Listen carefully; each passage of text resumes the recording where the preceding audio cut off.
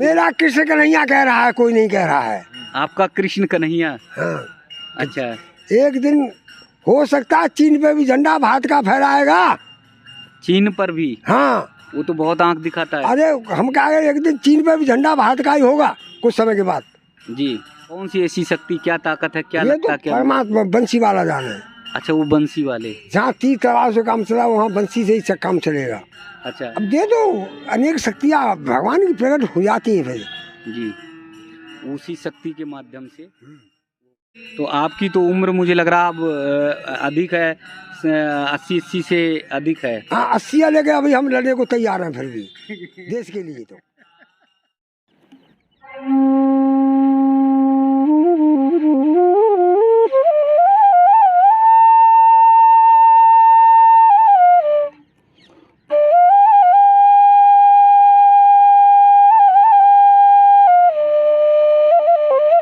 दोस्तों, सच मानिए, संतों के त्याग और तपस्या को देखकर मन रोमांचित हो जाता है। आज भी हमारे पूजनीय संत महाराज जी जैसे जंगलों में, वनों में, आश्रम में त्याग और तपस्या साधना में लीन रहते थे, वैसे ही आज भी तपस्या कर रहे हैं।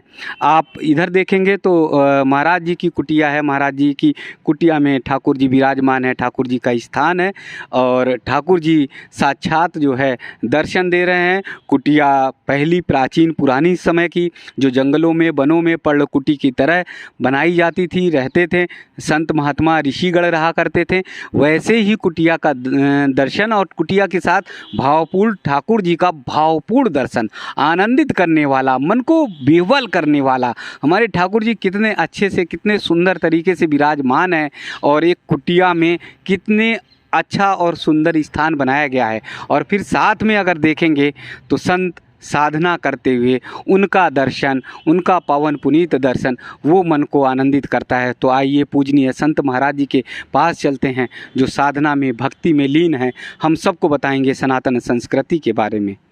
महाराज जी के चरणों में बहुत बहुत दंडवत, बहुत बहुत प्रणाम।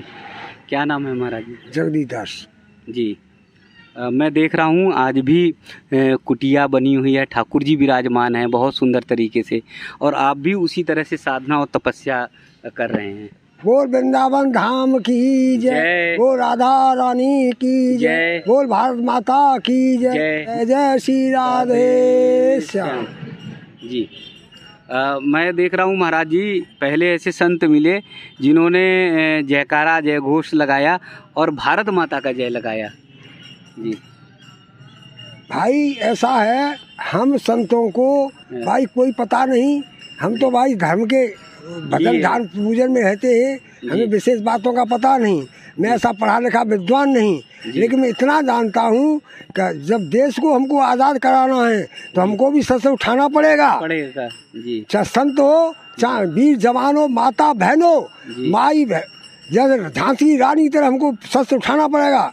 सब सावधान हो जाओ। तो यानी विधर्मियों के लिए आप शस्त्र उतारने, सब कुछ करने के लिए तैयार, देश की आज़ादी के लिए। जी। हिंदुओं की देश की आज़ादी तो हो गई, अब सनातन धर्म का जो विजय पताका फहराना है। हाँ, तो हमको सब कुछ करना है। जी। संतो महात्मा सब सुन लो। जी। पूरे गांव-गांव में जाकर अलग जगानी है। अलग जगानी है। जी।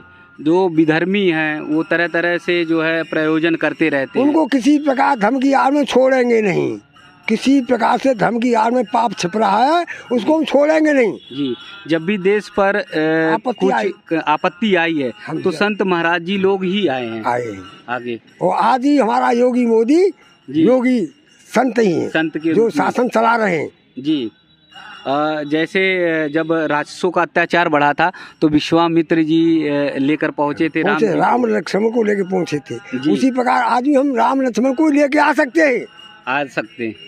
और इतनी शक्ति है, इतनी शक्ति हमारे अकेले एक महात्मा के अंदर है। कुल मिलाकर देखने में आ रहा है, जो समझ में आ रहा है कि सनातन धर्म के यानी सनातनी अपने धर्म से विमुख हो जा रहे हैं। तो जब हम अपने धर्म से खुद स्वयं विमुख हो रहे हैं, देखिए हम विमुख नहीं हो रहे हैं, कुछ आप हम में से ही ऐसे हैं कि उनको गुमराह कर रहे हैं लोग। जी। लेकिन जब ऐसा अत्याचार बढ़ा तो खुद संतों ने भगवान को निकाला, राम और लक्ष्मण को निकाला। नहीं, लेकिन आपके भगवान पर या हमारे सनातनी भगवान पर या सभी के, हम सबके भगवान ही हैं, तो उन पर भी तो सवाल उठता है कि कहाँ है भगवान, किस जगह है भगवान। तो भगवान ऐसे प्रकट, ऐसे दिखाई नहीं देगा। भक्तों को ही दिखाई देगा, दुष्टों को थोड़ी दिखाई देगा। जी दुष्टों को, भक्तों को तो, दुष्टों को तो ये दिखाई तलवार लेके खड़ा हो तो जी। वो हम जो संत लड़ रहा है, जो वीर लड़ रहा है, वो भगवान ही लड़ रहा है धर्म के लिए। अच्छा, जो धर्म के लिए लड़ रहे हैं वो भगवान ही लड़ रहा है, चाहे मोदी हो, चाहे मोदी हो, चाहे साधारण पब्लिक आदमी हो, कोई वो भगवान ही है। भगवान ही है। भगवान स्वयं कहते हैं मैं भगवान कहाँ हूँ, मैं तो मनुष्य में ही विराजमान हूँ जी। मैं ही स्वयं ही नर ही भगवान है, कोई अलग भगवान नहीं है कहीं। सर्वत्र व्याप्त है। शक्ति मेरी उसी में चलती है। फिर जी वो नहीं कुछ कर रहा, कर तो मैं रहा हूँ। फिर जी। वो तो शरीर दिखाई देगा, महात्मा लड़ रहा है, जी महात्मा नहीं लड़ रहा है। जी किसी पे हनुमान जी शक्ति है, किसी पे स्वयं साधन पूरी भक्ति भगवान की है, जी। वो शक्तियाँ काम करती हैं। योगी मोदी नहीं कर रहे हैं, योगी मोदी के अंदर तो शक्तियाँ काम कर रही हैं। अच्छा, वो शक्तियाँ हैं। वो इसलिए निडर है, और जो जानता है वो निडर रहता है हर समय, किसी से भय नहीं खाता है। पूछो, बाबा बता रहा है रात में अकेले ही पहुँच गया, डीजे बंद करा दिया। तो वो जो किसी से भय नहीं खाता यानी भक्ति में रहता, तो अपरंपार शक्ति रहती है। हाँ। निर्भीक और निडर रहता वो अपनी शक्ति से काम नहीं कर रहा, वो दूसरी शक्ति काम कर रही है फिर। जी। लेकिन लगता है कि सनातन धर्म जो है वो खतरे में पड़ता जा रहा है। नहीं पड़ेगा, सबको एकजुट रह के तैयार होना पड़ेगा। पर वो शक्तियाँ कोई न कहीं दूसरे को प्रकट करके ले जाती हैं, प्रकट करती हैं। जी। तो आपकी तो उम्र मुझे लग रहा अब अधिक है, 80 से अधिक है। हाँ, 80 लेके अभी हम लड़ने को तैयार हैं फिर भी देश के लिए। तो मतलब शरीर अभी भी वो है एकदम। शरीर काम नहीं करेगा, आत्मा काम करती है। आत्मा काम करती है। शरीर तो साला मिट्टी है, नासवान है। जी। अच्छा, राम जी के समय में ऐसा है, बहुत सारी चौपाइयाँ भी हैं कि राम जी के समय पे जब राज्याभिषेक हुआ और जब शिव धनुष भी तोड़ने आए थे, दुनिया भर के राजा आए थे, तो यानी राम जी पूरे संसार के राजा हैं। हाँ, विश्व के राजा है वो तो, विश्व के, वो तो विश्व के राजा है। जी।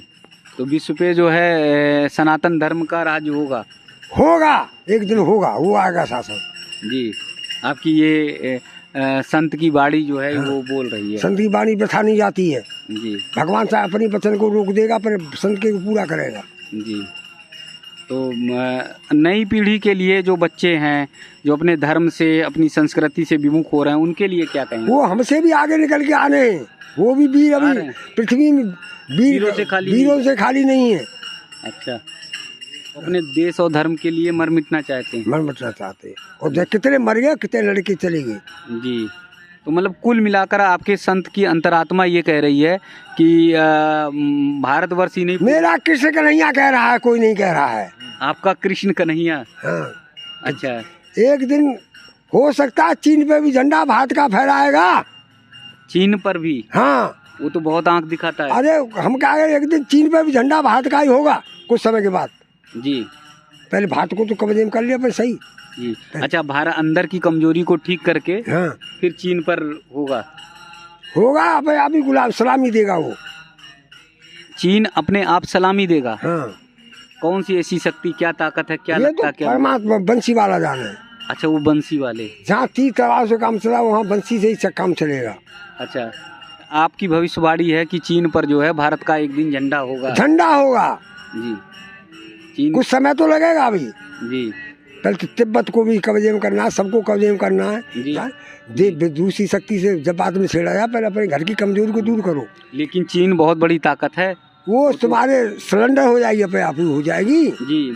1962 में उसने बड़ा मतलब जवाहरलाल के सामने किया था ना युद्ध। जी जी जी। जब हम बच्चे छोटे थे। तो अब कैसे वो चीन को परास्त करेंगे?